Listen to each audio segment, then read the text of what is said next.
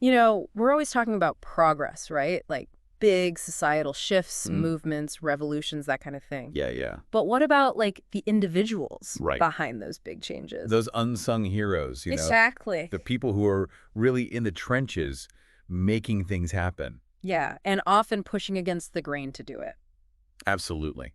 And that's what we're diving into today. And we're going to a pretty unexpected source to explore that. Yeah, this is a fun one. We're digging into the writings of Albert Pike. Now, he was a prominent figure in Freemasonry back in the 1800s. Yeah, not exactly the first place you'd think to look for insights on, like, I don't know, radical change or whatever. Right. Yeah. Well, but that's what makes this so interesting. Yeah, tell us more. Okay, so Pike, he had this really unique perspective on progress. Okay.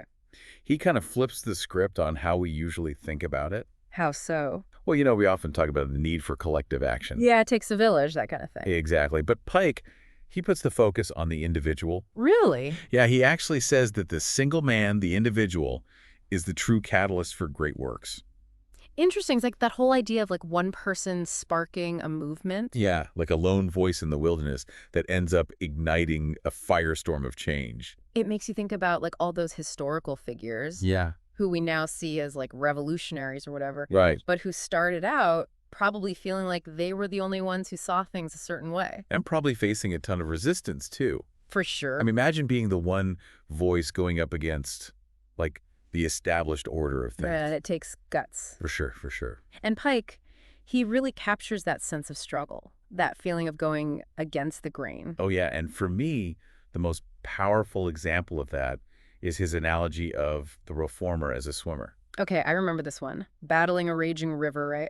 Yes, that's the one. It's such a vivid image. It really is, and it's so relevant to what we're talking about, that feeling of, like, constantly being battered by the currents. Of like trying to make headway, but constantly being pushed back. Exactly, and, like, the sheer exhaustion that comes with that kind of struggle. Totally, because it's not a one-time thing, right? It's like this constant, ongoing battle. Yeah, day after day, just trying to stay afloat and move forward. And it would be so easy to just give up, to just let the current take you. Oh, absolutely, especially when you're facing that much resistance. But Pike doesn't want us to give up, does he?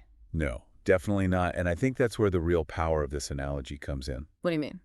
Well, even though he's painting this picture of intense struggle, he's also highlighting the incredible resilience of the human spirit. It's like he's saying that even in the face of all that opposition, even when it feels like you're swimming upstream, there's still this power in individual determination. Absolutely, and that even small acts of courage, those little strokes forward, Can make a difference in the long run. exactly, they can have a ripple effect. And that's a really empowering message, don't you think?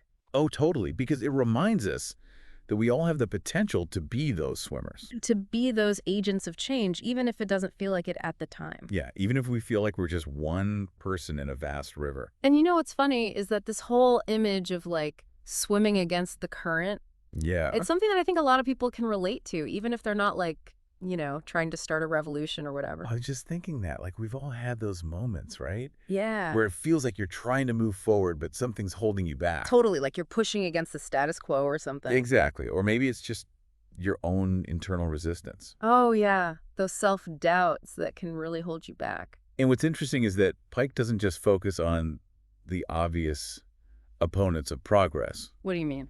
Well, he talks about this other, more insidious force that can hinder change. Okay, I'm intrigued. He calls it the motionless and stationary. The motionless and stationary? Yeah, and it's basically this idea that sometimes it's not the overt opposition that's the biggest obstacle.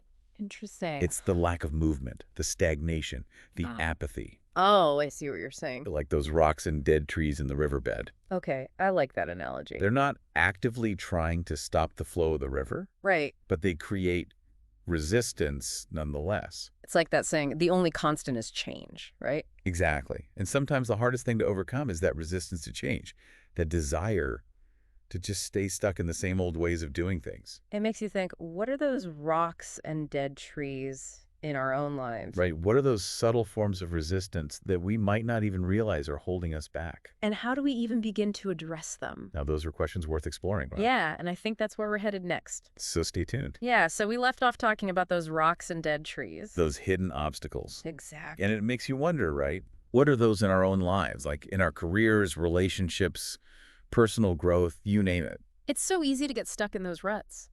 Oh, absolutely. And sometimes we don't even realize we're stuck until someone or something shakes things up. And Pike, he doesn't let us off easy, does he? He goes beyond just identifying those obstacles. No, he definitely does. He wants us to confront them head on. And not just confront them, Yeah. but actively work to overcome them. And that's where this whole idea of the temple comes in, right? Exactly. And this is where understanding a bit of the historical context can be really helpful. Okay, tell me more. So Pike was writing from within the tradition of Freemasonry. Right?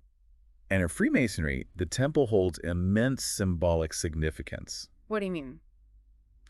Well, it's not just about a physical building. Okay. It represents this ideal, this striving for knowledge, morality, a more perfect society. It's like a metaphor for everything they're working towards. Exactly. So when Pike talks about rebuilding the temple, he's essentially talking about rebuilding ourselves and the world around us. It's about striving for something better, something more enlightened. Right. And it's a continuous process, not a one-time thing. And it's a challenging one too, right? Oh, absolutely. I mean, Pike himself talks about the ravens croaking ill omen. Those are those voices of doubt, right? Exactly. The cynics, the naysayers, the ones who tell you it can't be done.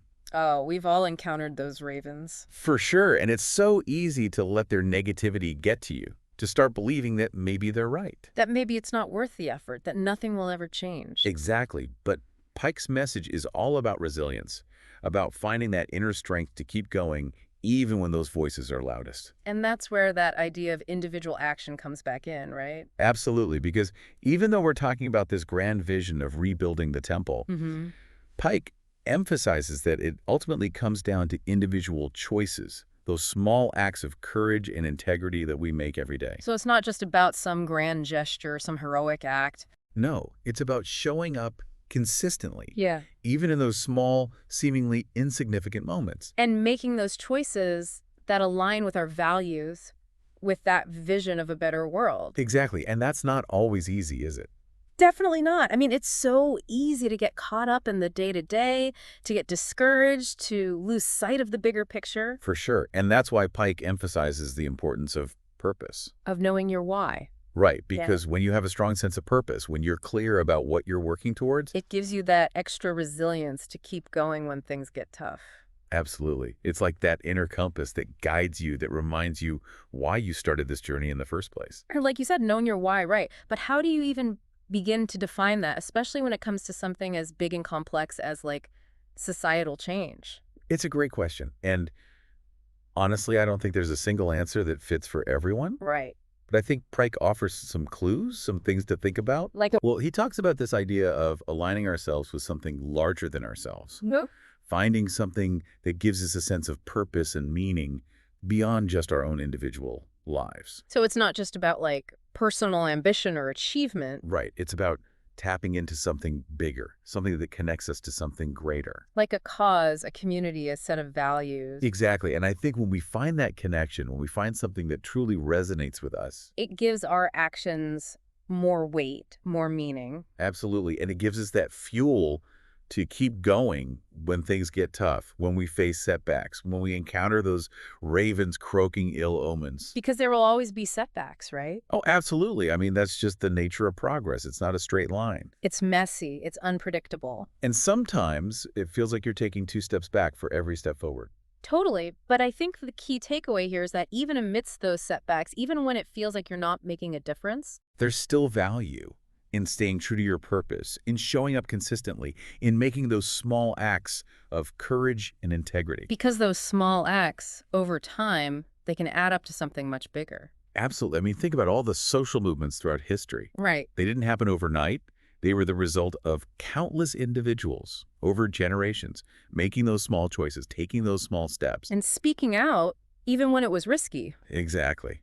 And facing those ravens head on. It's inspiring when you think about it that way. It really is. And it reminds us that we're all part of this ongoing story, this river of progress that's been flowing for centuries. And it's up to each of us to decide how we want to contribute to that flow. Whether it's a small ripple or a giant wave. I like that. And I think that's a pretty great place to leave it for today. I agree. This whole conversation, it's been really thought-provoking. And I think it goes to show that even ideas from like the 1800s from someone like Albert Pike. Can still have so much relevance to our lives today. Exactly. And that no matter what challenges we're facing, whether it's in our own lives or on a larger scale, there's always that potential for individual action to create meaningful change. To rebuild those temples one stone at a time. Well said, well said. So to everyone listening, thank you for joining us on this deep dive. And remember, keep those questions coming, keep pushing against those currents, and keep building those temples no matter how small they may seem. And never underestimate the power of a single spark to ignite a firestorm of change.